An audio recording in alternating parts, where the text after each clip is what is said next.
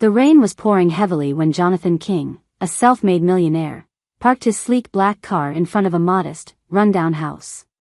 His heart pounded, not from the success that had once defined him, but from the reason he was standing outside his ex-wife's home. After a messy divorce, he lost contact with her and their daughter, Mia. But today, something had brought him here, an inexplicable urge to check on the family he had left behind. What he saw through the living room window sent a chill down his spine. His 9-year-old daughter, Mia, was scrubbing the floor on her hands and knees, tears streaming down her face. Meanwhile, his ex-wife, Laura, and her new husband, Brad, lounged on the couch, engrossed in a reality TV show. The scene before him was a grotesque contrast, his daughter suffering, while the adults ignored her pain. Something snapped inside Jonathan that day. What he would do next would shock everyone. Title: A millionaire goes to his ex-wife's house and sees his 9-year-old daughter cleaning the floor and crying, while his ex and her current husband were watching TV. What he did to them left everyone shocked. Jonathan King had once been a simple man, driven by ambition to escape the confines of his working-class upbringing. He had met Laura when they were young, both full of dreams, and they had fallen in love quickly. Their life together had started out hopeful, and they had Mia, their only daughter, in the early years of their marriage. However, as Jonathan's career took off, their relationship began to deteriorate. The long hours, the business trips, and the stress of building an empire created distance between him and Laura. Jonathan became consumed by his work, while Laura felt neglected. Resentment grew, and their marriage collapsed into a bitter divorce. Jonathan walked away, thinking he was leaving behind a life that no longer served him, and trusting Mia to her mother's care. Laura soon remarried a man named Brad, who, on the surface, seemed stable enough. But unbeknownst to Jonathan, Brad was a manipulator who saw Mia as nothing more than a nuisance and a burden. Over the years, Laura's once vibrant personality became dulled by Brad's control and emotional abuse. She began to rely on him for decisions and allowed him to dictate how the household ran. Mia, the innocent casualty of her parents' broken marriage, found herself caught in a toxic household. Her mother was no longer the caring figure she remembered, and Brad, her stepfather, saw her as a way to exert his dominance. Mia became the de facto servant of the house, cooking, cleaning, and enduring harsh treatment while Laura turned a blind eye. Mia's calls for help went unanswered, her only solace being the memories of her father, whom she hadn't seen in years. Jonathan, now wealthy beyond measure, had remarried but felt an emptiness he couldn't explain. He tried to ignore it, burying himself in work and new ventures. But one evening, as he sat alone in his mansion, a memory of Mia's laughter from when she was younger flashed in his mind. The guilt he had long suppressed resurfaced. He realized he had abandoned his daughter, leaving her in the hands of people who may not have her best interests at heart. He had no idea what had become of her. Haunted by this thought, Jonathan hired a private investigator to find out what was happening in Laura's household. What he discovered shattered him. Mia was living in neglect, overworked and mistreated, while Laura and Brad indulged themselves. That's what had driven him to Laura's house in the rain, to see for himself what his daughter was enduring. Jonathan stood frozen in disbelief as he watched Mia clean the floor while her mother and stepfather ignored her. Anger, guilt, and regret flooded his mind. How had he let it come to this? He had failed her, the one person who still needed him the most. He couldn't just stand there. Bursting through the front door, his sudden presence startled everyone. Laura gasped, dropping the remote, while Brad's face twisted in annoyance. Mia looked up, her face wet with tears, her eyes wide with a mix of shock and hope. What the hell are you doing here? Brad barked, standing up, trying to assert his dominance. Jonathan ignored him and went straight to Mia. He knelt beside her, gently taking the cleaning rag out of her hands. Mia, are you okay? He asked softly. She nodded, though her eyes told a different story. Laura, still sitting on the couch, finally spoke up. Jonathan, you can't just barge in here. This is my home now. His eyes flashed with fury as he stood up to face her. My daughter is on the floor, crying, while you sit here watching TV. What's wrong with you? Brad stepped closer, his voice low and threatening. Get out, Jonathan. You're not wanted here. Jonathan looked him square in the eyes. You're the one who's leaving. Brad chuckled, his arrogance oozing through his words. You can't make me leave. But Jonathan wasn't here to play by the rules. He had the power, the money, and now, the overwhelming drive to protect his daughter. Without hesitation, Jonathan pulled out his phone and made a call. Within minutes, 2 large men in suits, his private security, arrived at the door. You're going to pack your things and get out of this house, Jonathan said to Brad, his voice calm but full of cold authority. What are you? Brad didn't get to finish his sentence. The security guards moved in, standing imposingly behind him, their presence sending a clear message. Laura watched in stunned silence, unsure of what to do. She had grown so used to Brad controlling everything that she didn't know how to react, and the tables were turned. You can't just take my husband out of this house. Laura cried, her voice shaking. Jonathan turned to her, his gaze icy. I'm not taking him. I'm saving my daughter from you. Brad tried to fight back, but it was futile. The guards escorted him out as he shouted obscenities, his threats growing weaker with every step. Laura, still in shock, didn't stop them. Once Brad was gone, Jonathan sat down with Mia, who clung to him as if she were afraid he might disappear again. I'm so sorry, Mia, he whispered. I should have been there for you. I won't let you suffer anymore. Mia buried her face in his chest, her small body trembling with relief and sadness. It was the first time in years she felt safe. But Jonathan's actions were far from over. As the night wore on, Jonathan stayed with Mia, comforting her and promising her a new life. Laura, now alone in the living room, began to weep, not out of sorrow for her daughter, but out of fear for what her life would become without Brad. Jonathan, she called softly, hoping to appeal to the man she once loved. We were a family once. Don't tear us apart like this. He looked at her, his expression unreadable. You already tore this family apart, he replied coldly. You let him abuse our daughter while you did nothing. You made your choice, and now I'm making mine. Jonathan had been a man of business for most of his life, and now, he was treating this situation like a business deal. He had the upper hand, and he wasn't about to lose it. He called his lawyer that night, beginning the legal process to take full custody of Mia. Laura, realizing she had no control over the situation, tried to reason with him, pleading for another chance. But Jonathan had seen enough. His heart had hardened toward her, and there was no going back. Over the next few days, Jonathan worked swiftly. He moved Mia into his mansion, enrolling her in a prestigious school and surrounding her with the care and love she had been deprived of. He made sure Brad was legally removed from any claim to Laura's house, and in a final twist, he bought the house out from under Laura, leaving her with nothing. When the dust settled, Brad was gone, Laura was penniless, and Mia was safe in her father's arms.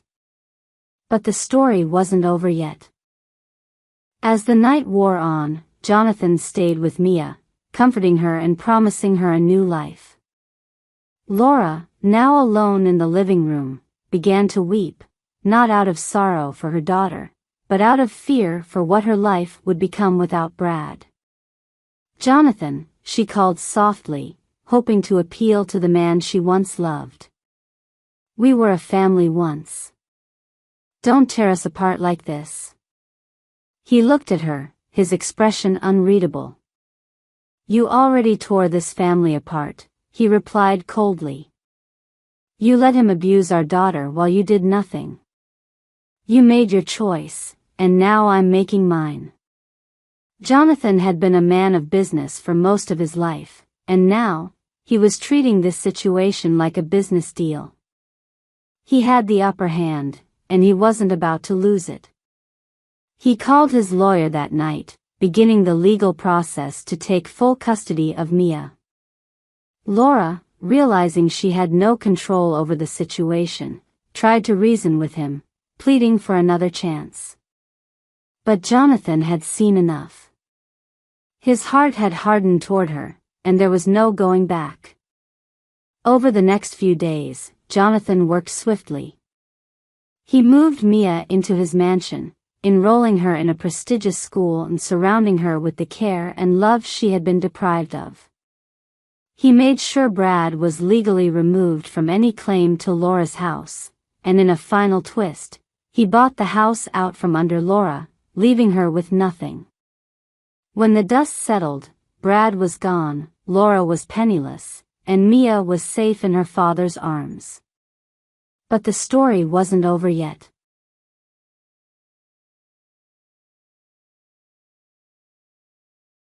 On a cold, snow-covered Christmas Eve, a millionaire named Jonathan Everhart storms into a local grocery store, angry at the world and frustrated with his life despite all his wealth.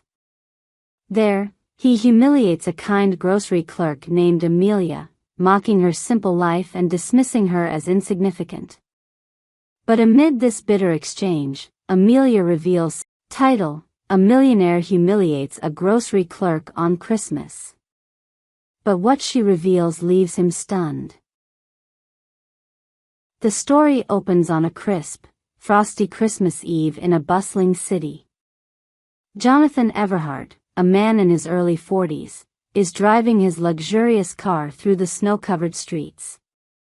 He is a man of immense wealth. His life is filled with penthouses, business deals, and luxury vacations. However, beneath his tailored suits and successful exterior lies a deep sense of dissatisfaction. Christmas, for him, has become another empty holiday where he throws lavish parties, but none of it ever fills the void in his heart. As Jonathan speeds through the city, his mood is as dark as the night outside. He's bitter about a recent failed business deal and is frustrated by the phoniness of the people around him. He's also struggling with memories of a past he tries hard to forget, a childhood filled with poverty and shame, far from the riches he now possesses. Yet, despite his success, the cold loneliness inside him grows deeper each year. On this particular night, Jonathan is irritated by the festive cheer that seems to be everywhere. He scowls as he sees people laughing, carrying gifts, and sharing warmth, all things he feels excluded from. In the distance, he notices a small grocery store still open and decides to stop in, not because he needs anything, but because he's seeking an outlet for his frustration. The joy of others has become an affront to him, and he wants to remind the world that not everyone gets a happy Christmas. The grocery store is warm and inviting inside, a stark contrast to the bitterness Jonathan feels.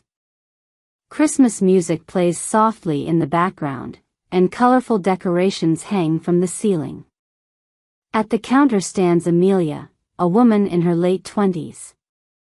She's been working a double shift and, though tired, she greets every customer with a warm smile.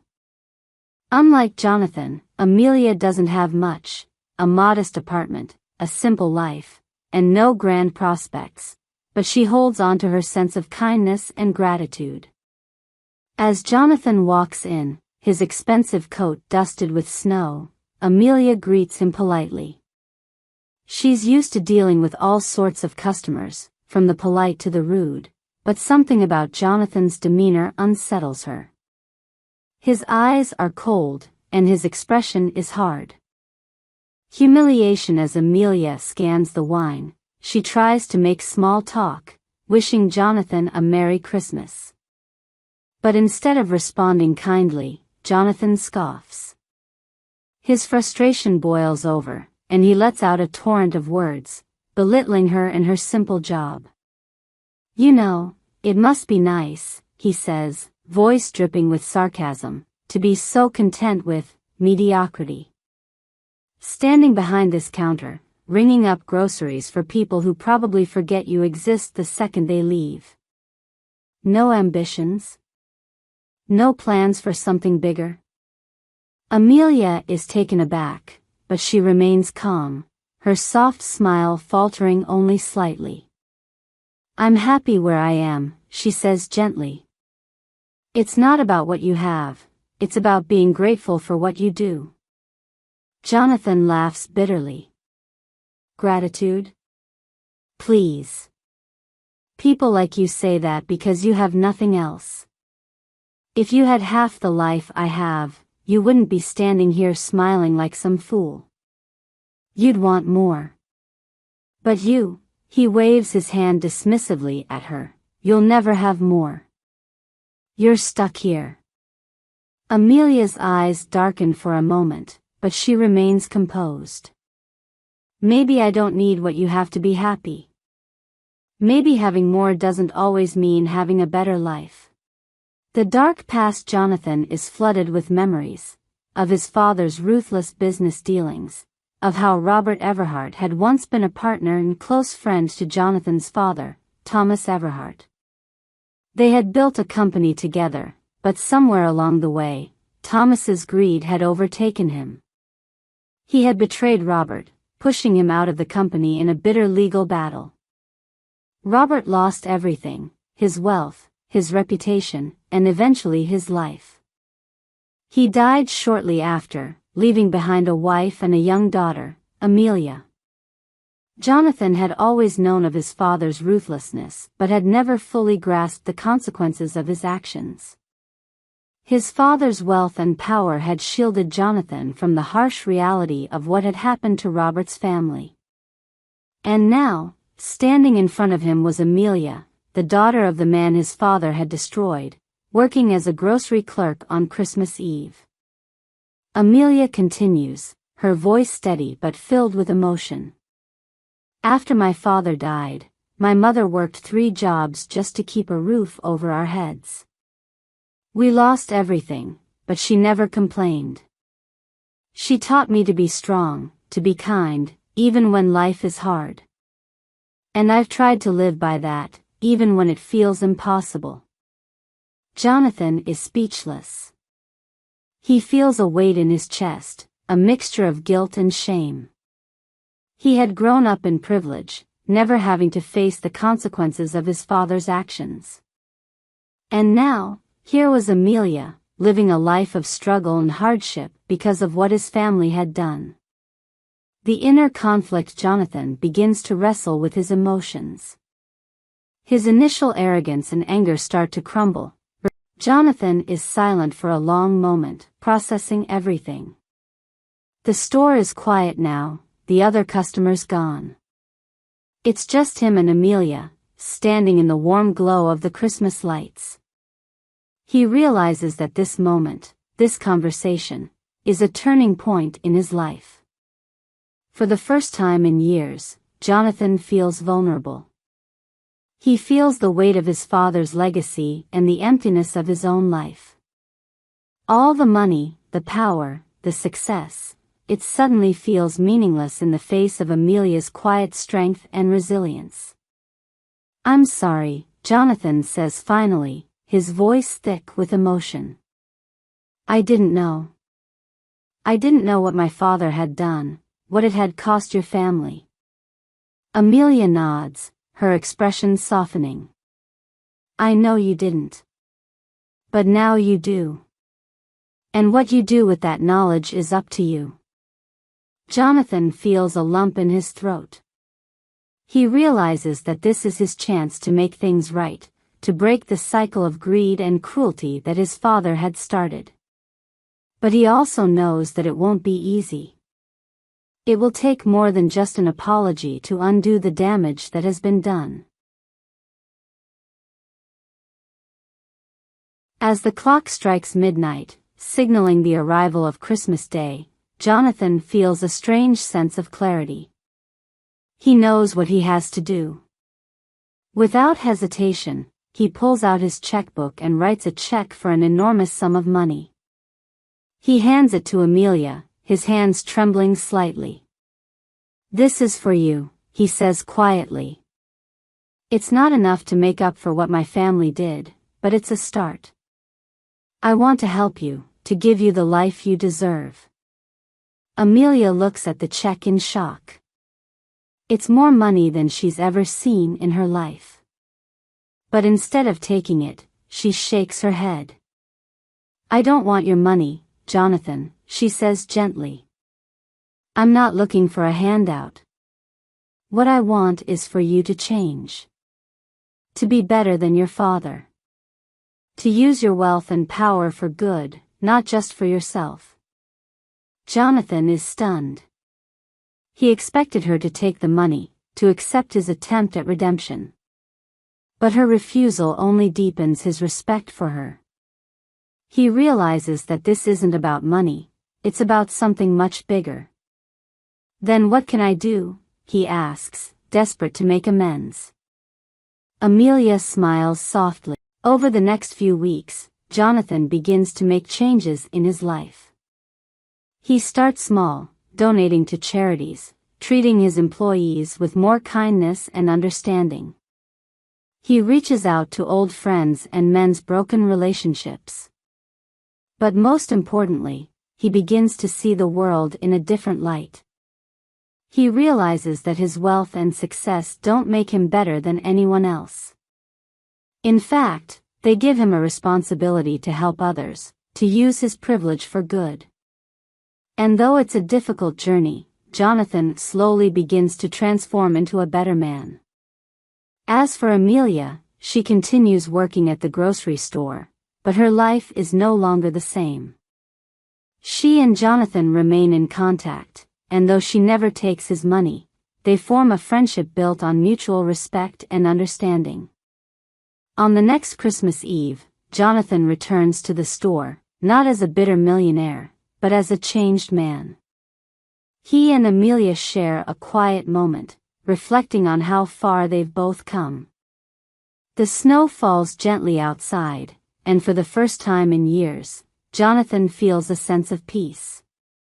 He knows that there's still much work to be done, but for the first time, he's ready to face the future with hope. And as the Christmas lights twinkle around them, Jonathan and Amelia smile, knowing that true wealth isn't measured in money, but in the kindness and compassion we show to others. The end.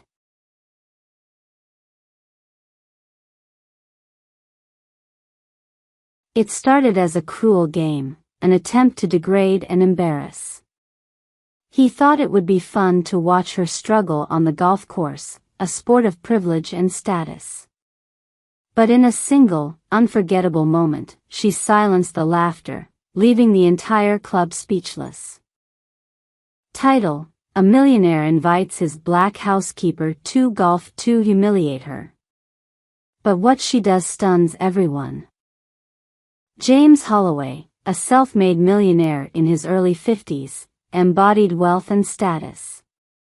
He lived in a sprawling mansion, owned luxurious cars, and was a proud member of the exclusive Stonebridge Golf Club, where the elite mingled and played. Holloway had always enjoyed a sense of superiority, relishing in the power his money afforded him. Though he came from humble beginnings, his rise to success had changed him, making him cold and dismissive toward those beneath him. His household staff, including his black housekeeper, Lydia Williams, was often on the receiving end of his condescending behavior. Lydia, however, was a woman of quiet strength. In her early 40s, she carried herself with grace despite the demeaning treatment she received. She had worked for Holloway for over a decade, enduring his snide remarks and the subtle racism that came with them. Though she needed the job to support her family, Lydia never let Holloway's cruelty break her spirit. Holloway had recently returned from a business trip and was feeling particularly bored. One evening, after too many glasses of whiskey, he came up with a twisted idea to amuse himself. Why not invite Lydia to play golf at the exclusive club? The image of her fumbling with golf clubs and looking out of place among his wealthy friends seemed to promise endless amusement. The next morning, while Lydia was tidying the living room, Holloway called her over. "How would you like to join me for a round of golf tomorrow, Lydia?" he asked, his voice dripping with mock sincerity. "It's a rare chance to visit a place like Stonebridge. I'm sure you'll fit right in." Lydia hesitated, sensing the insult beneath his words. She knew this was a setup, an attempt to embarrass her in front of his elite friends. Yet, something in her told her to accept the challenge. Perhaps it was her pride, or maybe it was the look in his eyes, daring her to refuse. So, with a calm demeanor, she nodded. "Sure, Mr. Holloway. I'll be there." The next day, Lydia arrived at Stonebridge Golf Club dressed in modest, yet neat attire. Holloway had not bothered to provide her with proper golfing clothes, clearly hoping she'd stand out as a spectacle. As she approached the entrance, she could feel the curious eyes of the members upon her. Whispers followed her steps. Who was this woman, and why was she here? Holloway greeted her with a smug smile. His group of friends, including his business partner, Gerald, and several wealthy acquaintances, were already waiting near the first tee. The atmosphere was thick with anticipation. This wasn't just a golf game, it was a performance. "Ladies and gentlemen," Holloway announced, "I've invited my housekeeper, Lydia, to join us today. I thought it would be fun to see how she handles herself on the course." A few chuckles rippled through the group. Gerald gave Holloway a knowing look, already anticipating the spectacle that was about to unfold. Holloway handed Lydia a club, watching as she weighed it in her hands. He could barely hide his grin. "Let's see what you've got, Lydia." She said nothing, only giving him a calm nod. The first hole was a par 4 with a straight shot down the fairway. Holloway stepped up first, hitting a solid drive that soared down the green, followed by his friends, who each took their swings with varying degrees of skill. Then it was Lydia's turn. Holloway's voice dripped with sarcasm. "Don't worry if it doesn't go far. It's all about having fun." Lydia stepped up to the tee, her expression calm and focused. She had watched golf on television before but had never set foot on a course. Yet, as she stood there, gripping the club, a quiet determination settled over her. She took a deep breath, recalling the fluid motion of the professional players she had seen. Then, with a smooth swing, she struck the ball. The sound of the impact was sharp and clean, and to everyone's astonishment, the ball flew straight and true, landing farther down the fairway than any of the men's shots. There was a stunned silence. Holloway's smile faltered. His friends exchanged shocked glances. Gerald, who had been halfway through a sip of his drink, nearly choked. Holloway's eyes narrowed, but he quickly brushed it off, pretending it was a fluke. "Lucky shot," he muttered under his breath, leading the group down the fairway. As the game progressed, however, it became clear that Lydia's first shot had not been luck. Hole after hole, she played with remarkable precision, outdriving and outplaying Holloway and his friends. Her form was surprisingly good for someone who had never held a golf club before. With each swing, she moved with a quiet confidence that unnerved them all. The atmosphere shifted from amusement to confusion, and soon, discomfort. By the ninth hole, Holloway was fuming. His ego, once inflated by the prospect of humiliating his housekeeper, was now bruised and battered.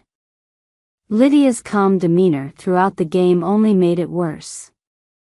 She didn't gloat, didn't smirk, she simply played, letting her actions speak louder than any words. As they reached the final hole, a par 5 with a challenging water hazard, the tension was palpable. Holloway was determined to win this last round, if only to salvage some pride. He hit his ball with all the force he could muster, but it sliced to the right, landing in the rough near the trees. His friends didn't fare much better, their shots falling short of the green. Lydia stepped up, and this time, the entire group fell silent, watching her every move. She assessed the distance, then, with an effortless swing, sent the ball soaring through the air. It cleared the water hazard with ease and landed gracefully on the green, inches from the hole. The onlookers were stunned. A slow clap echoed from behind. The club's head pro, who had been watching from a distance, approached. He had seen the entire game and was visibly impressed. "That was an incredible shot," he said, nodding to Lydia. "Have you ever considered playing professionally?" Lydia gave a small smile.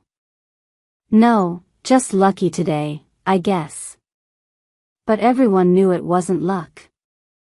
Holloway's face was a mask of barely contained fury, his humiliation complete. He had set out to mock Lydia, to show her that she was out of place in his world, but in the end, it was he who was out of his depth. After the game, the group gathered at the clubhouse for drinks. Holloway, still smarting from his defeat, was unusually quiet. Gerald, always the opportunist, couldn't resist a jab. "Looks like you brought the wrong person to humiliate today, James." Holloway glared at him but said nothing. Lydia, meanwhile, sat quietly, sipping a glass of water. She didn't need to say a word, her performance on the course had spoken for her. As the evening wore on, Holloway's anger began to shift into something else, fear. Lydia had shattered his carefully constructed image of superiority, and now he realized how vulnerable he was. She had proven herself not only capable but formidable in a space he had never expected. He had underestimated her, and now, he feared the consequences. In the days that followed, Holloway's attitude toward Lydia changed dramatically. He became distant, almost avoiding her in his own home. The staff noticed, too, whispering among themselves about how the boss had been bested by the housekeeper. Holloway, for the first time, felt the weight of his own arrogance. He had always believed that money and status made him untouchable, but Lydia had shown him otherwise. As for Lydia, she returned to her duties as usual, her quiet strength unchanged. The game had been a turning point, not just for her, but for everyone who witnessed it. It was a reminder that dignity, skill, and character couldn't be bought or humiliated away. And though Holloway never spoke of that day again, it lingered in the air, an unspoken victory for Lydia, who had shown them all that true power comes from within. The end.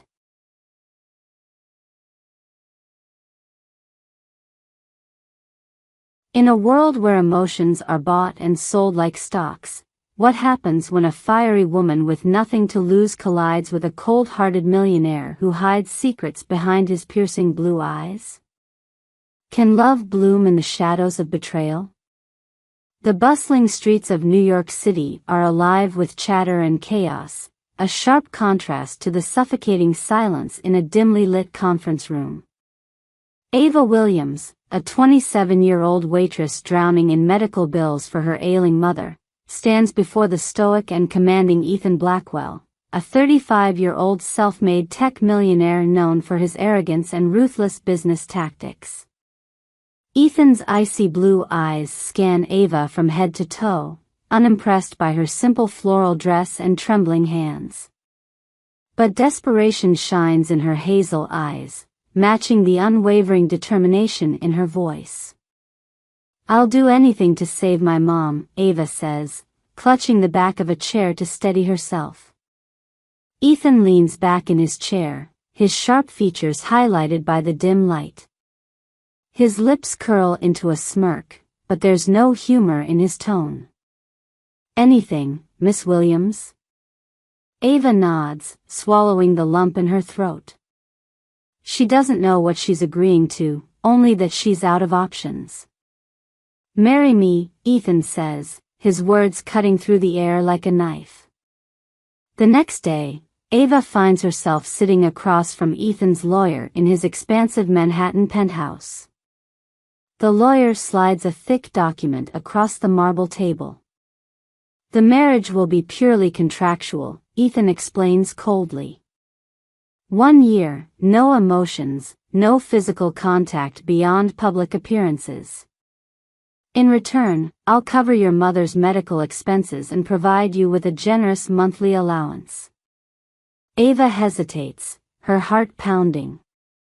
The terms are clear, but the reality of marrying a man as cold and arrogant as Ethan is daunting.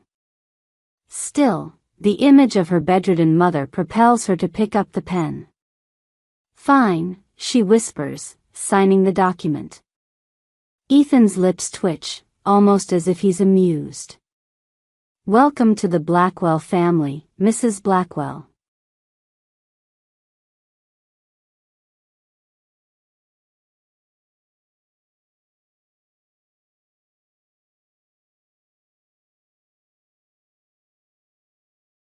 The wedding is a grand affair, held at an exclusive venue overlooking Central Park. Paparazzi swarm the entrance, snapping photos of New York's most eligible bachelor with his mysterious bride. Ava, dressed in a designer gown that doesn't feel like her own, smiles through gritted teeth as Ethan's arm rests stiffly around her waist. "You look stunning," Ethan says softly, his words a calculated performance for the cameras. "Thanks," Ava mutters, her voice barely audible. As the priest declares them husband and wife, Ethan leans in, his lips brushing her cheek in the faintest whisper. "Remember, this is just a business deal." Living with Ethan is like living in a museum, everything is pristine, cold, and untouchable. His penthouse is devoid of warmth, much like its owner. Ava spends her days exploring the city, avoiding Ethan and his cutting remarks. But one night, Ava stumbles into Ethan's home office, drawn by the sound of broken glass. She finds him staring at a shattered picture frame, his knuckles bloodied. Inside the frame is a photograph of a young woman, her smile hauntingly familiar. "Get out," Ethan growls, his voice laced with anger and pain. Despite Ethan's cold exterior, Ava begins to notice cracks in his armor. One evening, she sees him tenderly stroking the head of his golden retriever, Max, whispering words of comfort. Another time, she overhears him on the phone, his voice soft and vulnerable as he speaks to someone named Lily. Curiosity gnaws at Ava, but every attempt to break through Ethan's walls is met with resistance. "Don't dig into my past, Ava," he warns one night, his tone icy. "You won't like what you find." As the first month of their marriage draws to a close, Ava receives an anonymous envelope containing photos of Ethan with the woman from the shattered picture frame. The accompanying note reads, Do you really know the man you married? Ava's hands tremble as she stares at the photos, her mind racing with questions. Who is the woman in the picture? And what secrets is Ethan hiding? The deeper Ava dives into Ethan's world, the more she realizes the man she married isn't just cold and arrogant, he's hiding secrets that could shatter their fragile arrangement. But when trust wavers, what's left to hold on to? Ava can't stop staring at the photograph in her hands. The woman's striking resemblance to her makes Ava's heart pound with unease. That night, as she sits at the dinner table with Ethan, she decides to confront him. Who is she? Ava asks, sliding the photo across the table. Ethan's jaw tightens. He picks up the photo, his expression unreadable. It's none of your business, he says curtly, standing to leave. But Ava doesn't back down. It is my business, Ethan. You asked me to marry you, dragged me into your world. I deserve to know who this is. Ethan pauses, his back to her. Her name was Lily, he says finally. She was someone I cared about. She's gone. That's all you need to know. The next morning, Ava receives another envelope. This one contains a newspaper clipping about a tragic car accident from 3 years ago.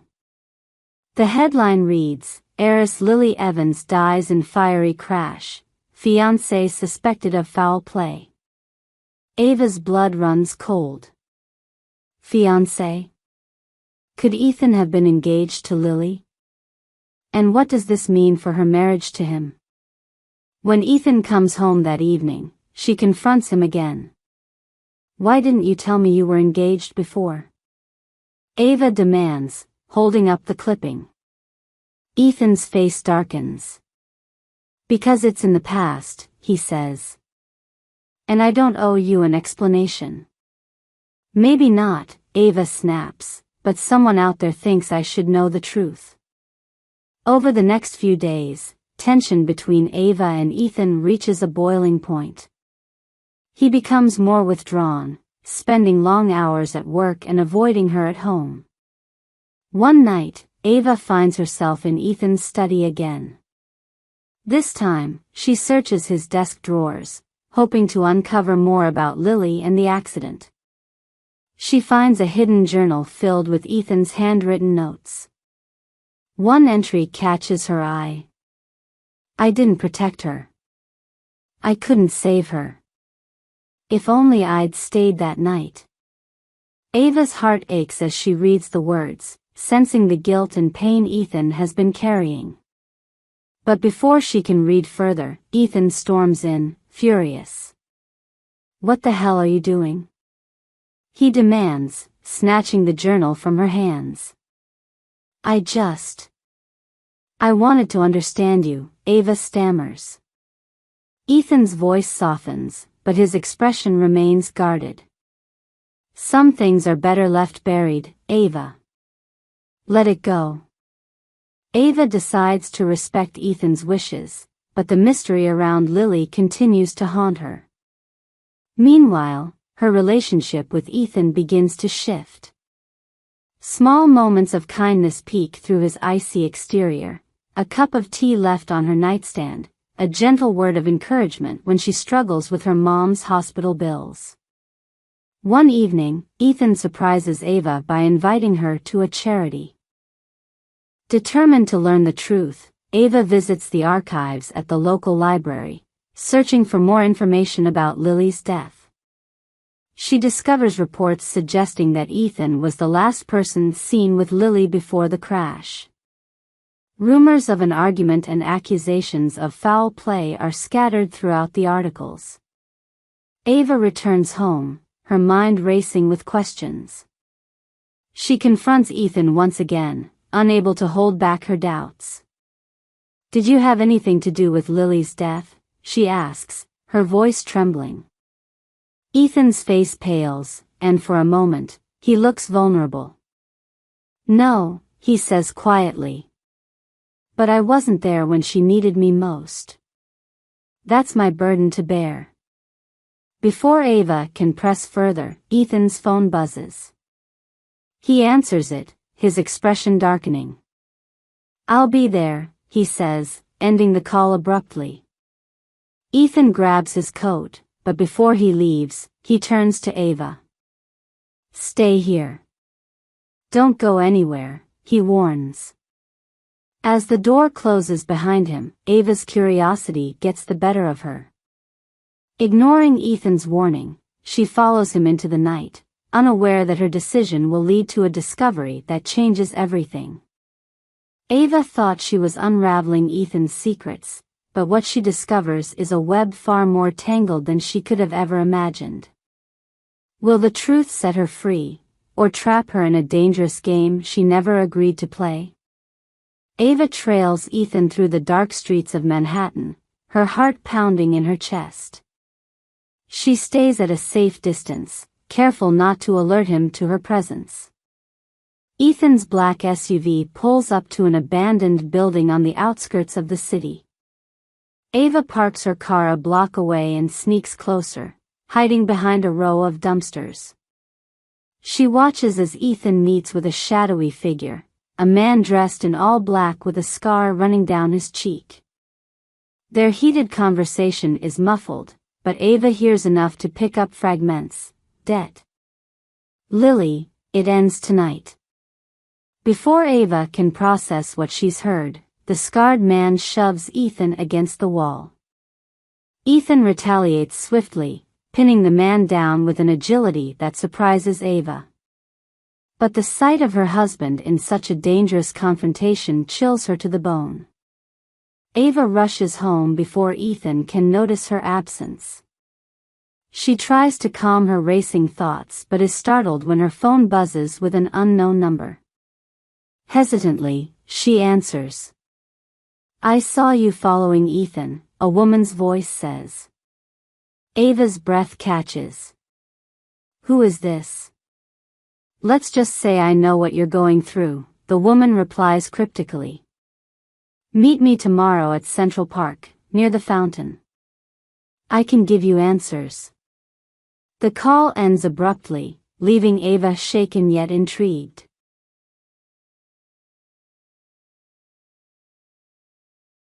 The next day, Ava nervously approaches the fountain in Central Park. A striking woman in her early 30s with auburn hair and piercing green eyes steps forward, introducing herself as Camilla Evans, Lily's older sister. I've been watching Ethan for years, Camilla says, her voice filled with venom. He's the reason Lily is dead. Ava recoils. Ethan told me he wasn't there when it happened. Camilla laughs bitterly. Of course he said that. But the truth is, they fought the night she died. He was controlling, manipulative, and when Lily tried to leave him, he snapped. The accident wasn't an accident, Ava. Ava's mind spins as Camilla slides a USB drive into her hand. There's proof on there. Watch it, and you'll see what kind of monster you married. Back at the penthouse, Ava locks herself in the guest bedroom and plugs the USB drive into her laptop. The screen lights up with video footage of Ethan and Lily arguing in a parking lot. Ethan's voice is raised, his anger palpable. I'm not letting you ruin everything. Ethan shouts in the video.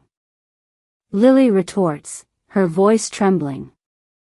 I'm done, Ethan. I'm leaving, and you can't stop me. The video cuts off as Lily storms away, leaving Ethan standing alone. Though the footage doesn't show the crash, Ava's stomach churns with doubt and fear. Ethan returns home that evening, his usual stoic demeanor intact. Ava struggles to act normal, but her mind is consumed by what she saw. The tension between Ava and Ethan grows as days pass. Ava starts avoiding Ethan, consumed by her inner turmoil. Meanwhile, Ethan notices her distant behavior but doesn't confront her, until one evening when he finds the USB drive on her desk. "You've been digging into my past," Ethan says coldly, holding up the drive. "I had to," Ava snaps. "You lied to me about Lily.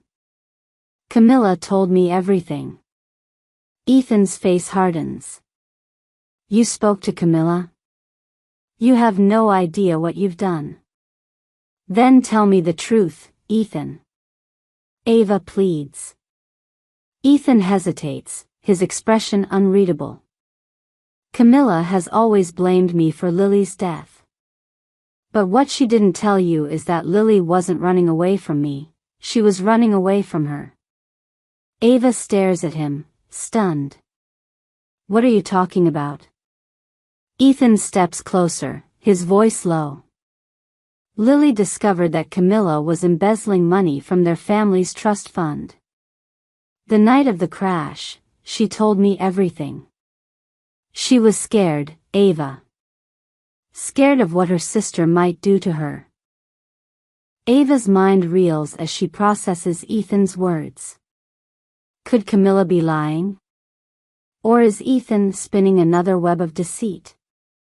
Before Ava can respond, Ethan's phone buzzes again. He checks the screen and curses under his breath. "They've found her," he mutters. "Found who?" Ava asks, her voice trembling. Ethan looks at her, his eyes filled with an emotion she can't decipher. "The one person who can prove everything I've told you. But we're running out of time." Without another word, Ethan grabs Ava's hand and pulls her toward the door. Ava is thrust deeper into a dangerous game of lies, half-truths, and secrets. As she races to uncover the truth, she must decide who to trust, her enigmatic husband or the stranger who claims to know everything. But the clock is ticking, and every decision could be her last. Ethan's grip on Ava's hand is firm as they rush to his car. "Ethan, where are we going?" Ava demands, trying to keep up. "To meet someone who can tell you the truth," Ethan replies, his tone clipped. They drive in tense silence for over an hour, heading toward a secluded cabin in upstate New York. As the car winds through dense forest roads, Ava's mind races with questions. When they arrive, Ethan parks in front of a small, rustic cabin.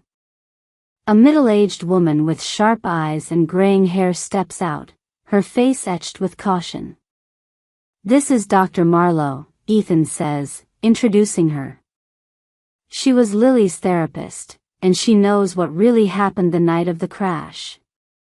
Inside the cabin, Dr. Marlowe serves tea while Ethan paces anxiously. Ava sits nervously across from her. "Lily was a troubled soul," Dr. Marlowe begins, her voice soft but steady. "She loved Ethan, but she was torn between loyalty to him and fear of her sister, Camilla."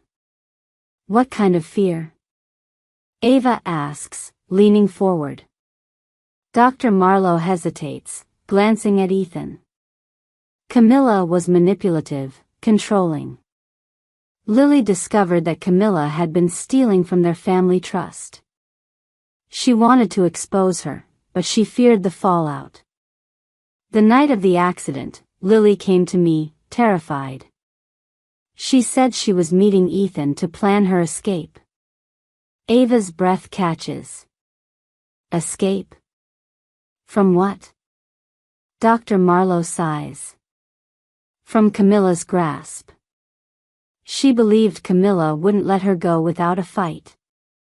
Ethan finally speaks, his voice tight. "Lily was supposed to meet me after her therapy session, but she never showed." Back at the penthouse, Ava is torn. Dr. Marlowe's account aligns with Ethan's version of events, but Ava can't shake the lingering doubts planted by Camilla. That night, Camilla calls Ava again. "Did Ethan take you to his little puppet, Dr. Marlowe?" she asks, her voice dripping with disdain. What do you mean? Ava counters. Ethan paid her to spin that story, Camilla claims. He's desperate to keep his hands clean. Don't let him fool you. Ava's resolve wavers. If you're so sure he's guilty, why haven't you gone to the police? I tried, Camilla snaps. But Ethan has power and connections. No one would listen to me. The next morning, Ava confronts Ethan. Camilla says you paid Dr. Marlowe to lie for you. Is that true? Ethan's face darkens. Camilla will say anything to turn you against me. She's trying to isolate you, just like she did with Lily. Ava's voice rises. Then give me something real, Ethan. I can't keep living in this shadow of doubt. Ethan steps closer, his gaze piercing. You want proof? Fine. Come with me tonight, and I'll show you everything. That evening, Ethan takes Ava to his private office in downtown Manhattan. He unlocks a safe hidden behind a bookshelf and retrieves a thick folder. These are the police reports, financial records, and emails that Lily collected, Ethan explains. She gave them to me the night she died. Ava flips through the documents, her heart sinking as she sees undeniable evidence of Camilla's embezzlement. But one email catches her eye, a message from Lily to Ethan, sent hours before the crash. Ethan, I'm scared. Camilla found out about the files. She threatened me. I don't know what to do. Please meet me at Dr. Marlowe's after my session. Ava's hands tremble. Why didn't you show this to the police? I tried, Ethan says. But Camilla's lawyers buried the case. They made it look like I was the one to blame. As Ava processes the new information, the office lights suddenly flicker. Ethan's phone buzzes with a text, leave her out of this, or you'll regret it. Ethan stiffens. We have to go. Now. Before they can leave, the office door bursts open, and Camilla storms in, flanked by two menacing bodyguards. You just couldn't let it go, could you? Camilla sneers. Digging up the past like a dog with a bone. Ava steps forward. Camilla, stop this. We know the truth. Camilla laughs coldly. You know nothing. You think these papers will save you? I've destroyed people for less. Ethan moves protectively in front of Ava. If you harm her, I'll make sure the whole world knows what you did. Camilla's expression hardens. You don't scare me, Ethan. But maybe this will. She nods to her bodyguards, who advance toward them. I waited for hours before I got the call about the crash. Just as the tension reaches its peak, police sirens wail outside. Camilla's confident facade falters as uniformed officers storm the building. Ethan smirks. You underestimated me, Camilla. I've been working with the authorities for months. It's over. As Camilla is handcuffed and led away, she throws a final venomous glare at Ava. This isn't the end. You'll regret choosing him. Ava clings to Ethan, relief and fear swirling inside her. But deep down, she knows the fight is far from over. With Camilla in custody, Ava and Ethan believe their nightmare is over. But as new threats emerge and old wounds resurface, Ava must confront the ultimate question. Can she truly trust the man she married? The truth she uncovers will change everything. Ava sits by the window of their penthouse, sipping coffee. The chaos of the past weeks feels like a distant memory, but her mind is restless. Ethan, though relieved, has been distant, preoccupied with his business dealings. As Ava flips through the morning news, a headline catches her eye. Camilla Evans released on bail, claims evidence was fabricated. Ava's stomach churns. She rushes to find Ethan, who is on a business call in his study. She's out, Ava says, holding up her phone. Ethan's jaw tightens. I expected this. Her lawyers are the best money can buy. What do we do now? Ava asks, fear creeping into her voice. We stay vigilant, Ethan replies. And we stick together. Later that evening, Ava receives an anonymous letter slipped under their door. Inside is a single piece of paper with the words, "You're in danger. Trust no one." Ava shows the letter to Ethan, who dismisses it as another scare tactic from Camilla. She's trying to rattle you, Ethan says. Don't let her win. But Ava can't shake the feeling that the warning is more than just a ploy. Ava decides to visit Dr. Marlowe again, seeking clarity. When she arrives at the cabin, she finds it ransacked. Papers are strewn everywhere, and there's no sign of the therapist.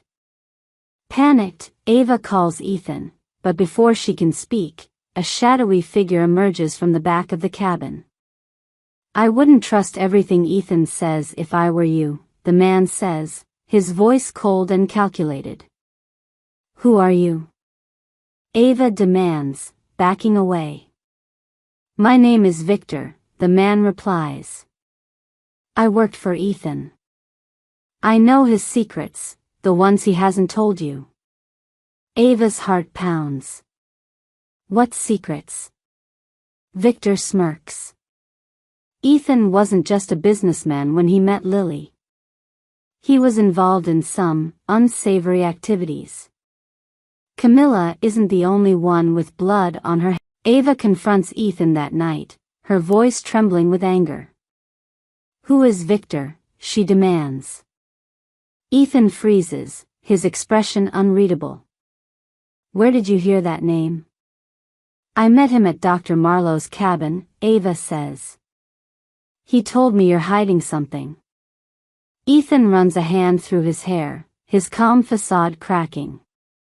Victor used to work for me. He's bitter because I fired him after discovering he was stealing from my company. Is that the truth, Ethan? Or is it just another half-truth? Ava presses. I'm trying to protect you, Ava, Ethan says, his voice rising. You don't understand the kind of people we're dealing with. The next morning, Ava receives a package with no return address. Inside is a USB drive labeled The Real Ethan. She plugs it into her laptop and watches in horror as footage of Ethan meeting with dangerous-looking individuals plays on the screen. There's no sound, but the body language and exchanged envelopes are unmistakable. When Ethan enters the room, Ava confronts him again, this time with tears in her eyes. What is this, Ethan? Who are you really? Ethan looks at the screen, his face a mixture of guilt and defiance. It's not what it looks like. Then tell me what it is. Ava shouts. When I met Lily, I was involved in business deals that weren't entirely legal. I got out when I realized how dangerous it was, but Victor and others like him never let me go completely. Why didn't you tell me? Ava asks, her voice breaking. Because I didn't want to lose you, Ethan admits. You're the only good thing in my life, Ava. I couldn't risk it. Just as Ava begins to process Ethan's confession, her phone buzzes with a video message from Camilla. In the video, Camilla sits in a dark room, a wicked smile on her face. You thought you could win, Ethan? Think again, Camilla says. She pans the camera to show Dr. Marlowe tied to a chair, gagged and terrified. If you don't hand over the evidence you have on me, she dies, Camilla continues. You have 24 hours. Ava stares at the screen in shock. We have to call the police. No, Ethan says firmly. Camilla will kill her before they get there. We have to handle this ourselves. Ethan and Ava devise a plan to meet Camilla at an abandoned warehouse. Ethan brings a fake set of documents, hoping to trade them for Dr. Marlowe's life. When they arrive, Camilla is waiting with her bodyguards and a smug expression.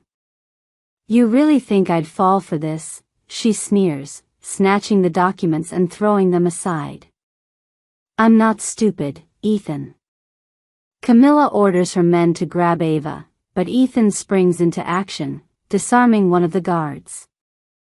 Chaos ensues as Ethan and Camilla's men fight. In the commotion, Ava manages to free Dr. Marlowe, and the two women hide behind a stack of crates. Ethan eventually overpowers the guards, but Camilla grabs a gun and, with Camilla in custody for good and Victor exposed as a manipulative opportunist, Ava and Ethan return home, exhausted but relieved. You in remorse. I've made mistakes, but I want to make things right, with you, with us. Ava takes a deep breath, her trust still shaken but her heart still hopeful. If we're going to move forward, there can be no more secrets, Ethan. No more secrets, Ethan promises, pulling her into a tight embrace. As they look out at the city skyline, Ava realizes that while their journey has been harrowing, it has also made them stronger. Together, they can face whatever comes next. Just as Ethan and Ava think they can rebuild their lives, a shadow from the past reappears with a vengeance.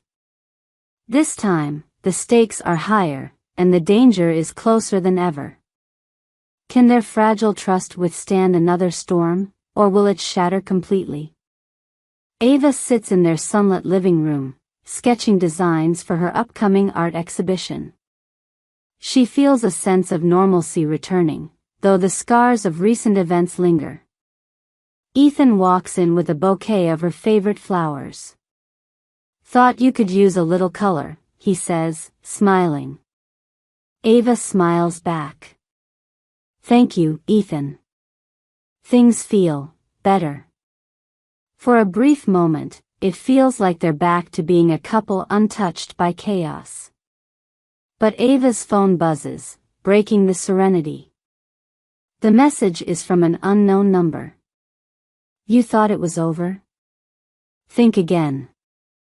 Ava's heart sinks. She shows it to Ethan, whose face hardens. We need to find out who's behind this. Ethan contacts his head of security, James, to trace the message. Within hours, James discovers it was sent from a public internet cafe near downtown. I'll check it out, Ethan says. Ava insists on coming along, and together they head to the cafe. The manager recognizes the description of a man who visited earlier, a scruffy, middle-aged individual with a noticeable scar on his left cheek. He left this, the manager says, handing over a crumpled envelope. Inside is a photo of Ethan shaking hands with a man Ava doesn't recognize, with the words, "Who's really hiding secrets," scrawled across the back. Ethan looks at the photo and stiffens. That's Gregory Payne. He was an associate from years ago. What kind of associate? Ava asks, her suspicion creeping back. The dangerous kind, Ethan admits. Aims it at Ava. Hands. Ethan explains that Gregory was part of the illegal dealings he had been involved in before meeting Ava. Gregory was a ruthless figure who disappeared after a falling out with Ethan years ago. He must think I owe him something, Ethan speculates. The next day, Ava receives another anonymous delivery, a recording of Gregory threatening Ethan. "You ruined my life, Ethan. Now, I'll ruin yours. You won't see it coming." Ava confronts Ethan. "Why didn't you tell me about Gregory before?" "I didn't think he'd resurface," Ethan says, clearly distressed. Gregory's threats escalate. Ethan's company faces a cyber attack, compromising sensitive client data. A scandal erupts in the media, accusing Ethan of financial misconduct. As the tension mounts, Ava finds herself questioning everything. How much more is there, Ethan? How many more secrets are going to come back to haunt us? Ethan tries to reassure her. "I'll handle it, Ava. I won't let Gregory destroy what we've built." But Ava's patience is wearing thin. "You can't handle this alone. We need help." Ethan reluctantly reaches out to an old ally, Detective Lauren Pierce, who had helped him navigate the legal fallout of his shady past. Lauren agrees to assist but warns, Gregory isn't just after revenge. He wants to dismantle everything you hold dear. Meanwhile, Ava begins her own investigation, determined to uncover more about Gregory. She meets with Victor, who is still bitter but willing to share what he knows. Gregory isn't just targeting Ethan. He's targeting you, too, Victor says. He sees you as Ethan's weakness. Gregory lures Ethan into a trap by threatening to harm Ava. Ethan receives a message with Ava's photo and the words, "Come alone, or she pays the price." Against Ava's protests, Ethan goes to the location, a derelict warehouse. But when he arrives, he finds not Ava but Gregory, who is armed and seething with rage. "You took everything from me, Ethan," Gregory growls. "Now I'll take everything from you." Ethan tries to reason with him, but Gregory reveals his endgame, a bomb planted at Ava's art gallery opening that evening. Ethan escapes Gregory's clutches and races to the gallery.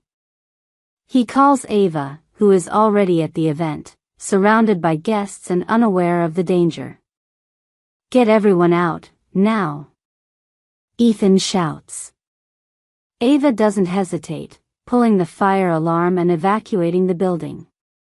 Ethan arrives just as the bomb squad disarms the device. Gregory is apprehended shortly after, thanks to Lauren's efforts. With Gregory behind bars, Ethan and Ava finally have a moment to breathe. "I'm sorry for everything," Ethan says, holding Ava close. "You didn't sign up for this life." Ava looks into his eyes. "I didn't sign up for the lies, Ethan. But I did sign up for us. If we're going to make this work, we have to face everything together." Ethan nods, determination in his eyes. No more secrets. As they walk away from the chaos, hand in hand, they both know the road ahead won't be easy. But for the first time, they feel ready to face it, together. Just when the dust settles, Ava uncovers a revelation that shakes her faith in Ethan again.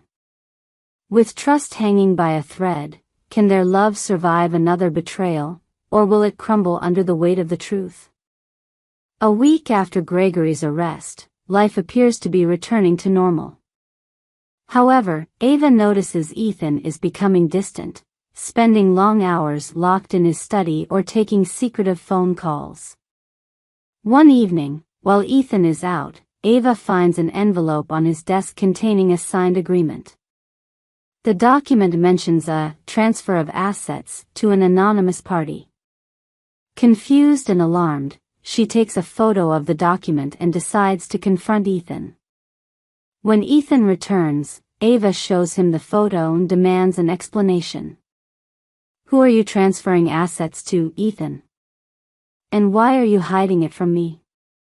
Ethan hesitates, visibly torn. "It's nothing you need to worry about." I'm just tying up loose ends. Loose ends? Ava repeats, her voice rising. That's not an answer, Ethan. After everything we've been through, you owe me honesty. Ethan sighs. Fine. It's for a private investigator. I'm trying to uncover all possible threats, loose ends from my past. Though Ethan's explanation seems plausible, Ava can't shake the feeling that he's hiding more. The next day, Ava receives an unexpected visit from Lauren Pierce, the detective who helped bring Gregory down. Ava, I came to warn you, Lauren says. During Gregory's interrogation, he hinted that Ethan might still be involved in some unsavory dealings. I thought you should know. Ava is stunned. Why would he say that? He was clearly trying to destroy Ethan. Lauren hesitates. True, but Gregory knew things about Ethan's recent activities, things I didn't expect. Lauren hands Ava a file containing photos of Ethan meeting with shadowy figures in dimly lit locations. Ava's world begins to spiral as she tries to piece together the puzzle. Could Ethan still be entangled in the dangerous world he promised to leave behind? That night, she confronts Ethan again, showing him the photos. Why are you meeting with these people? She demands. Ethan's face darkens. You had me followed? No, Lauren gave me these, Ava snaps. Stop deflecting and tell me the truth. Ethan finally admits he has been working to pay off an old debt to protect Ava. If I don't, they'll come after you. I'm doing this for us. But Ava isn't convinced. You're putting me in danger by lying, Ethan. That's not protection. Determined to find answers, Ava reaches out to Victor, Ethan's estranged brother. Victor hesitates but eventually reveals a shocking secret. Ethan had been laundering money through one of his companies to pay off the debt. Why do you think he's always in his study? He's trying to cover his tracks, Victor says. Ava feels her trust in Ethan crumble further. Why didn't you tell me sooner? I wanted to, but I thought you'd figure it out on your own, Victor replies. Back home, Ava confronts Ethan once more, her voice trembling with emotion. You lied to me again. Victor told me everything. Ethan's face falls. Ava, I was trying to shield you. Shield me? By breaking the law? By dragging us back into the chaos we just escaped from? Ethan tries to explain, but Ava interrupts. How can I trust you, Ethan? Every time I think we're on solid ground, you pull me under again. Ethan reaches for her, but she steps back. I need time to think. Ava leaves the house and checks into a hotel, needing space to sort through her emotions. She calls Lauren for advice. You need to decide what you want, Ava, Lauren says. Do you want to keep fighting for this relationship, or is it time to walk away? Meanwhile, Ethan spirals into guilt and regret. He knows he has to make things right, but he doesn't know how. Ethan sends Ava a heartfelt letter, admitting his mistakes and vowing to come clean about everything, no matter the cost. Ava reads the letter but doesn't respond immediately. She knows she has to make a choice, one that will define the future of their relationship. As the episode ends, Ava stands at the edge of a lake, holding the letter, while Ethan stares at her photo on his desk. The air is thick with tension, leaving the audience wondering, will Ava forgive Ethan, or is this the end of their story? With Ava torn between forgiveness and letting go, Ethan must prove he's willing to change. But just as they inch closer to reconciliation, a shocking betrayal from an unexpected source throws everything into disarray. Can their love survive one final test? Ava returns to the house to collect some belongings. She finds Ethan sitting on the stairs, looking lost. "I wasn't sure you'd come back," Ethan says softly. "I'm not staying," Ava replies. "I just came to get my things." Ethan rises, his eyes pleading. "Please, Ava. Give me a chance to explain everything. No more secrets, I promise." Ava hesitates, then nods. "One last time, Ethan. But if I catch even a hint of a lie, I'm done." In the living room, Ethan lays everything bare: his dealings with Gregory, the debt he inherited from his father, and the pressure he faced to keep Ava safe. "I know I've made terrible choices," Ethan admits. "But I did it all because I was scared of losing you." Ava listens in silence, her emotions a whirlwind of anger, pain, and compassion. "You don't get to use love as an excuse for lies, Ethan. Love is about trust, and you've shattered mine over and over." Ethan kneels before her, tears in his eyes. "I'll do whatever it takes to earn your trust back. Just tell me how." Ava's heart softens slightly, but she remains guarded. "It's not that simple, Ethan. Trust has to be rebuilt, not begged for." The next morning, Ethan receives a call from his lawyer. His company's accounts have been frozen, and he's being investigated for fraud. Panicked, Ethan investigates and discovers that someone close to him leaked sensitive information to the authorities. When he confronts his team, he learns that Victor, his brother, is behind the betrayal. Victor, feeling overlooked and resentful of Ethan's success, tipped off regulators in an attempt to take over the company. Ethan confronts Victor in a heated exchange. "You were supposed to be my brother," Ethan shouts. Victor sneers. "And you were supposed to be someone I could look up to. Instead, you turned into the same man our father was, arrogant, deceitful, and willing to destroy anyone in your way." Ethan clenches his fists but holds back. "You're wrong, Victor. I made mistakes, but I never meant to hurt anyone. Especially not Ava." Victor scoffs. "You think she'll stay after everything she's learned? You've already lost her." Ethan leaves, vowing to salvage what's left of his company in his relationship with Ava. Ava, unaware of Victor's betrayal, spends time reflecting on her relationship with Ethan. She visits Lauren, who offers a new perspective. "People make mistakes, Ava," Lauren says. "The question is whether you believe Ethan can truly change."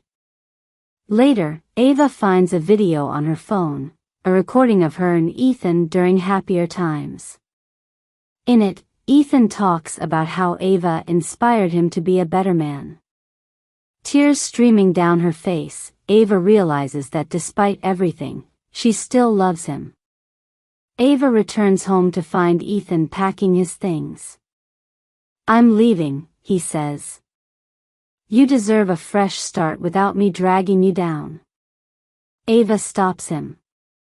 "Running away won't fix anything, Ethan. If we're going to move forward, we have to face this together." Ethan looks at her, hope flickering in his eyes. "Does this mean?" "It means I'm willing to try," Ava says. "But only if you promise to be honest with me from now on. No more lies, no more secrets." Ethan nods. "I swear, Ava.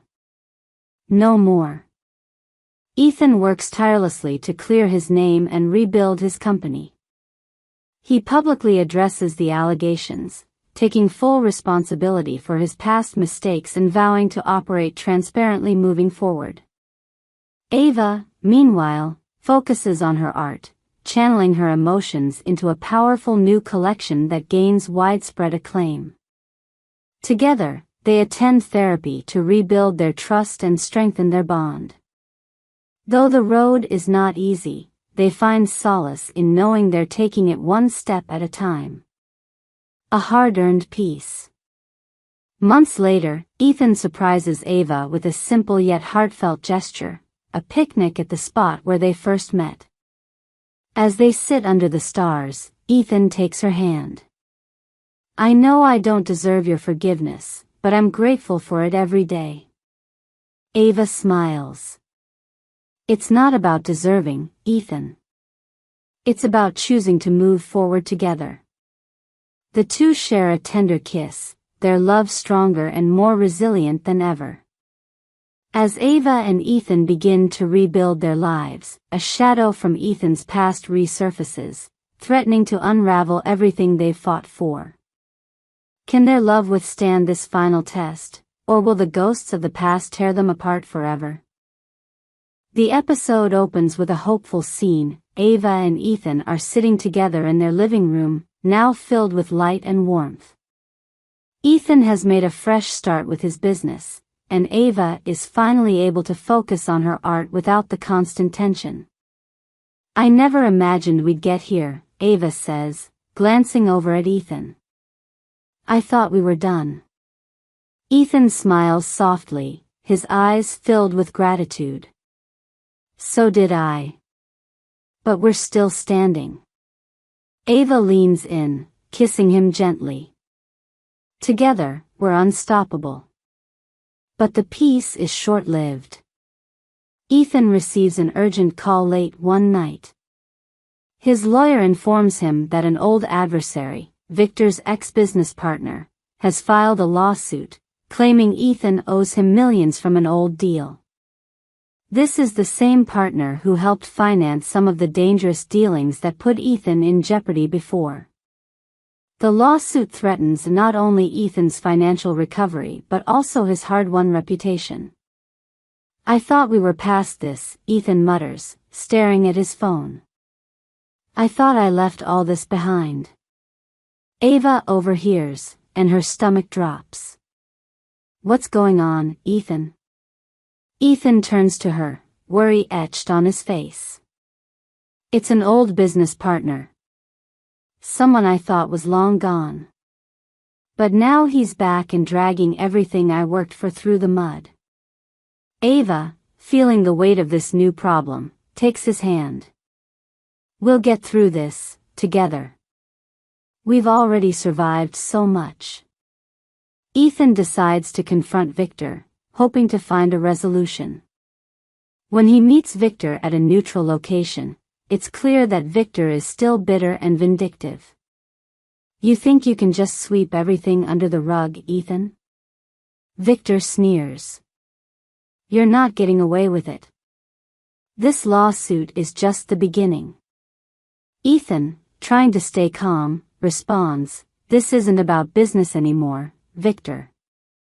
It's personal. You've crossed a line." Victor laughs, his eyes cold.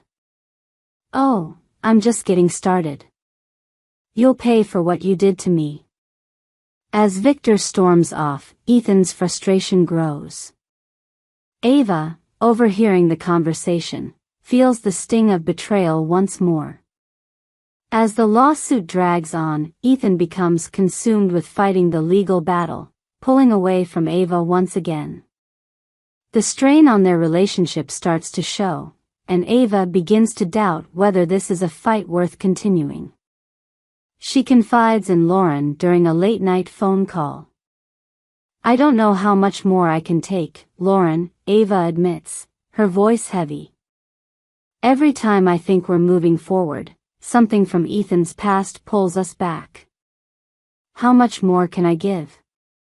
Lauren, offering her support, responds, "Ava, you have to decide what's best for you. You've been through a lot. If you're not happy, it's okay to walk away." The following day, Ethan discovers that Victor has been secretly leaking damaging information to the media. His ex-business partner has manipulated the situation to paint Ethan as the villain, further complicating the lawsuit. Feeling cornered, Ethan confronts Victor again, this time at his office. "You've ruined everything, Victor. You've dragged me into this mess." "Why?" Victor stands up, eyes gleaming with malice. "You took everything from me, Ethan. Everything. Now, I'm taking it all back." Ava overhears the confrontation and, once again, feels torn between her love for Ethan and her fear of being dragged into the chaos. She insists that they take a break from the constant stress. "We need space, Ethan," she says softly. "I can't keep doing this. I need to figure out what I want." Ethan, now desperate, pleads with her. "Ava, please. I can't lose you again. I'm fighting for us, for our future. Don't walk away now." Ava looks at him, torn, before finally replying, "I need time to think. I don't know if I can trust you with everything anymore." Ethan, feeling abandoned, doubles down on his efforts to fix the mess, working day and night with his lawyer. But as the pressure builds, he makes a critical mistake. He lies to Ava about the extent of the damage to his business, hoping to protect her from the truth. When Ava finds out the truth through a source, her trust in him shatters once again. "You lied to me, Ethan. I gave you a chance to be honest, and you betrayed me," she says, her voice cold with hurt. Ethan tries to explain, but Ava isn't listening. "This is the last time, Ethan. I can't keep doing this." In the final moments of the episode, Ava takes one last walk down memory lane, revisiting old photos of her and Ethan, remembering the love they once shared. She stands by the window, watching the city below, deep in thought. Ethan, meanwhile, makes a decision of his own. He calls his lawyer and instructs him to end the lawsuit once and for all, regardless of the consequences. As the episode concludes, Ava stands on the precipice of a life-altering decision. Will she choose to fight for her love and rebuild what's been broken, or will she walk away from the man who has caused her so much pain? The episode ends with Ethan standing outside Ava's door, waiting for her answer. He knows he's running out of time.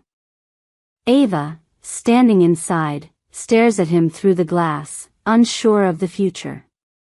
Ava stands at the crossroads of her life, torn between love and self-preservation. As the stakes rise higher and the past continues to haunt them, the moment of truth has finally arrived. Will she choose to rebuild or walk away for good? The episode opens with Ava standing inside her apartment, staring through the glass at Ethan, who stands in the hallway, visibly exhausted but resolute. There's a quiet tension in the air, both of them unsure of what the other is thinking. Ava looks away from the window, the weight of her decision pressing on her chest. "I can't keep doing this, Ethan," she whispers to herself. "I don't know if I can trust you anymore." On the other side of the door, Ethan closes his eyes, knowing he's on the brink of losing everything. He can't undo the mistakes of the past, but he's ready to do whatever it takes to prove he's worthy of her trust. Ava finally opens the door. Without a word, she steps back, allowing Ethan to enter. He walks in, but the room feels colder than before, the silence between them deafening. "Ava, I've done everything wrong. I've lied to you, kept things from you, and I've hurt you in ways I can never take back," Ethan begins. His voice trembles slightly. "But I'm done running. I'm done lying." Ava looks at him, her heart still heavy with doubt. "You said you were done before, Ethan. But here we are again, and you've lied to me one more time." Ethan takes a step forward, his eyes locked onto hers. I know. And I don't expect forgiveness. But I'm asking you, no, I'm begging you, give me one last chance to prove that I can be the man you deserve. Before Ava can respond, her phone rings. She checks the caller ID and freezes. It's her father. Ava answers the phone, but the conversation takes an unexpected turn. Her father's voice is frantic, his words cutting through the tension in the room. Ava, I need you to come to the hospital. It's your mother, she's had an accident. Ava's face goes pale. She looks at Ethan, torn between her family and the man standing before her. I have to go, she says, voice barely above a whisper. Ethan, filled with concern, grabs her arm gently.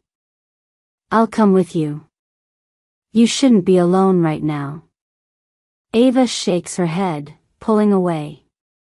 I'll handle it. I need to go alone. She rushes out of the apartment, leaving Ethan standing, helpless. Ava arrives at the hospital, where her father and brother are waiting anxiously. Her mother's condition is critical, and the doctors are doing everything they can. The scene is chaotic, but Ava's mind is elsewhere, on Ethan, and on the decision she now has to make. Her father, noticing her distracted state, puts a hand on her shoulder. I know things haven't been easy with you and Ethan, but family comes first. Ava nods, but her thoughts are elsewhere. She wants to make a decision about her relationship, but now it feels like there's no time left. Back at the apartment, Ethan paces restlessly, unsure of what to do. He hasn't heard from Ava in hours. His mind races as he wonders if he's lost her forever. Just then, his phone buzzes. It's a message from his. Ava faces her greatest choice yet, to embrace a future of healing with Ethan or to let go of everything she's fought for. As secrets unravel and truths come to light, she must decide whether love can truly conquer all. The episode begins with a quiet morning. Ava sits at her mother's bedside, her hand wrapped around her mother's cold fingers. The beep of the heart monitor is steady, a small comfort in the otherwise tense silence. She hasn't seen Ethan since last night, after their conversation in the hallway. Her mind is tangled. She's given so much to this relationship, so much trust, only to have it broken over and over again. But now, standing at the precipice of losing her mother, she realizes something crucial. She doesn't know if she can continue living in fear of being hurt. Her father walks into the room, his face weary but hopeful. Ava, he says softly, your mother is a fighter. She's been through worse, and she'll make it through this. Ava nods, not trusting her voice. I hope you're right, Dad. I don't know what to do anymore. Meanwhile, outside the hospital, Ethan waits, a mixture of hope and fear building in his chest. He hasn't heard from Ava all morning, and he can't stand not knowing how she's feeling. He stands up from the bench, pacing in the hospital lobby. He doesn't care about the business or the lawsuit anymore. It's Ava, only Ava, that matters. He's ready to walk away from it all if it means she'll give him a chance to prove his love and loyalty. Just then, his phone rings. It's his lawyer. He answers reluctantly, knowing that if he doesn't take the call, the consequences will be severe. Mr. Caldwell, we have a serious issue. The lawsuit has been filed, and it's becoming public. You need to come to the office immediately, the lawyer urges.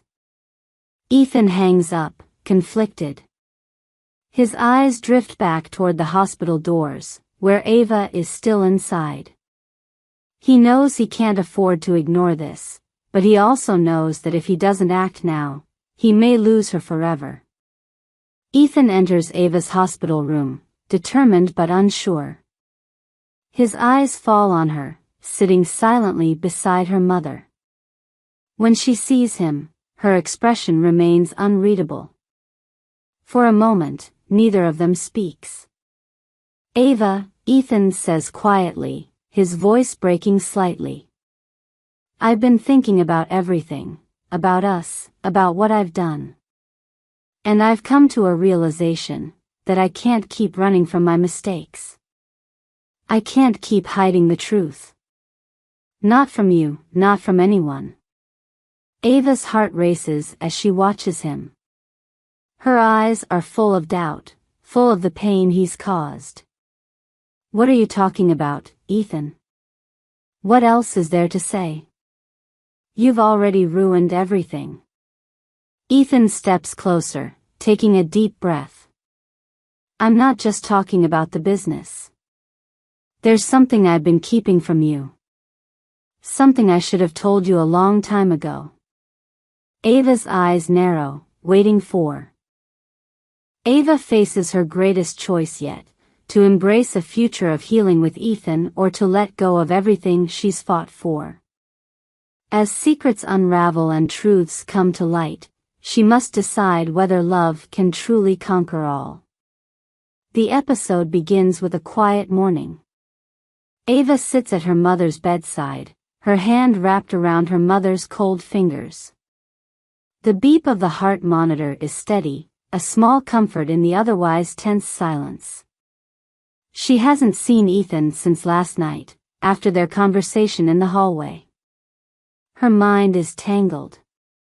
She's given so much to this relationship, so much trust, only to have it broken over and over again. But now, standing at the precipice of losing her mother, she realizes something crucial. She doesn't know if she can continue living in fear of being hurt. Her father walks into the room, his face weary but hopeful. "Ava," he says softly, "your mother is a fighter. She's been through worse, and she'll make it through this." Ava nods, not trusting her voice. "I hope you're right, Dad. I don't know what to do anymore."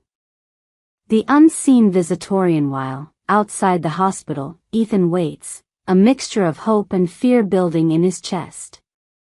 He hasn't heard from Ava all morning, and he can't stand not knowing how she's feeling. He stands up from the bench, pacing in the hospital lobby. He doesn't care about the business or the lawsuit anymore. It's Ava, only Ava, that matters. He's ready to walk away from it all if it means she'll give him a chance to prove his love and loyalty. Just then, his phone rings. It's his lawyer. He answers reluctantly, knowing that if he doesn't take the call, the consequences will be severe. "Mr. Caldwell, we have a serious issue. The lawsuit has been filed, and it's becoming public. You need to come to the office immediately," the lawyer urges. Ethan hangs up, conflicted. His eyes drift back toward the hospital doors, where Ava is still inside. He knows he can't afford to ignore this, but he also knows that if he doesn't act now, he may lose her forever. Ethan enters Ava's hospital room, determined but unsure. His eyes fall on her, sitting silently beside her mother. When she sees him, her expression remains unreadable. For a moment, neither of them speaks. "Ava," Ethan says quietly, his voice breaking slightly. "I've been thinking about everything, about us, about what I've done. And I've come to a realization that I can't keep running from my mistakes. I can't keep hiding the truth. Not from you, not from anyone." Ava's heart races as she watches him. Her eyes are full of doubt, full of the pain he's caused. "What are you talking about, Ethan? What else is there to say? You've already ruined everything. Ethan steps closer, taking a deep breath. I'm not just talking about the business. There's something I've been keeping from you. Something I should have told you a long time ago. Ava's eyes narrow, waiting for the next bombshell to drop. What is it? Ethan hesitates for a moment, then speaks. My father, he's behind the lawsuit. He's been pressuring me to go public with it. But I didn't want you to know because I thought it would push you away. I didn't want you to see how deep it all goes. But now I realize I'm just as responsible for letting it happen. Ava stares at him, the shock and betrayal flooding her mind. Your father? You knew all this time? Ethan's voice cracks. Yes. I didn't want to admit it, but I can't hide behind my family anymore. I've hurt you in ways that I can't fix with words, but I'm trying. I'm trying to be honest now. I need you to know everything. The hospital room grows heavy with tension as Ava absorbs the truth. It feels like the final straw, like she's already been broken too many times. Yet, something in Ethan's voice, something in his eyes, keeps her from pushing him away completely. For a moment, Ava doesn't know what to say. She's heard so many lies, so many broken promises. But as the silence stretches, she realizes that despite it all, she still feels something for him. Something raw, something real. I don't know if I can keep doing this, Ethan, Ava admits softly. I don't know if I can trust you again. Ethan reaches out, his hand trembling slightly. I know. But all I'm asking for is one more chance. Not to fix everything, not to erase the past, but to show you that I'm willing to do anything, everything, for you. For us. Ava takes a step back, her mind swirling with conflicting emotions. She looks at her mother, unconscious in the bed, and her heart clenches. Life has always been unpredictable, cruel at times, but also full of unexpected chances. I don't know if I can forgive you, Ethan, she says, her voice barely above a whisper. But maybe, just maybe, we can start over. If you're really willing to fight for us, for my trust, then we'll see. But this time, there's no room for more lies. No more secrets. Ethan nods, his eyes filled with sincerity. No more lies. I swear. As Ava and Ethan stand there, the final test arrives. The nurse enters the room, her face unreadable. Ava, it's time to make a decision about your mother. She's stabilized, but her condition is still fragile. We need your signature for the next course of treatment. Ava looks at Ethan one last time, the weight of her choice still heavy on her shoulders. She knows the decision isn't just about her mother's health or Ethan's promises, it's about her own healing. About choosing to move forward with or without the man she's loved, despite everything. After a long pause, she nods to the nurse. Go ahead, she says, signing the document. Ethan stands beside her, watching her every move, as she makes a choice not just for her mother, but for herself. For the first time in a long while, Ava feels like she's taking control of her life. Just as the nurse exits, a sudden, loud crash is heard from the hallway. Ava and Ethan rush out, only to find her father collapsing in the corridor. The shock is immediate. Her father's face is pale, and it's clear he's in distress. Dad! Ava cries, rushing to his side. Ethan calls for help, and the hospital staff quickly arrives to stabilize him. As they rush him into a room, Ava stands frozen, overwhelmed. She feels like her entire world is falling apart, yet in that moment, Ethan grabs her hand. "This isn't over, Ava," Ethan says firmly. "We'll get through this. Together." The episode closes with Ava standing at her father's side, Ethan by her side, as they await news of her father's condition. Despite everything, she's made a choice. She's not ready to give up, not ready to let the past define her future. She turns to Ethan, her heart still uncertain, but her resolve growing stronger. "We'll take it one day at a time. Together. But no more lies, Ethan. That's my final condition." Ethan smiles, relieved. "I can live with that. I'll prove myself to you, Ava. Every day." Ava watches as her father is wheeled into surgery, her heart torn between the love she's fought so hard to hold on to and the family she can't abandon. She doesn't have all the answers, but she knows one thing for sure: this is the beginning of something new.